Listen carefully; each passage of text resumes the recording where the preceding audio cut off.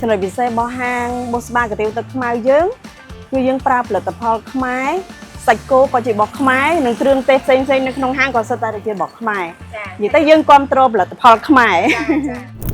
ដោយសារខ្ញុំជ្រើសរើសយក VB KXUR ងាយស្រួលប្រើរហ័សទាន់ចិត្តហើយចំណេញពេលវេលាខ្ញុំមានអារម្មណ៍សប្បាយចិត្តព្រោះធនាគារវឌ្ឍនៈគឺជាធនាគាររបស់ខ្មែរហើយមានសេវា Digital សម័យទំនើបវាងាយស្រួលសម្រាប់អាជីវករទូទៅហើយចំពោះការបាញ់លុយគឺយើងមានការងាយស្រួលរហ័សទាន់ចិត្តពីធនាគារផ្សេងក៏អត់បញ្ហាដែរ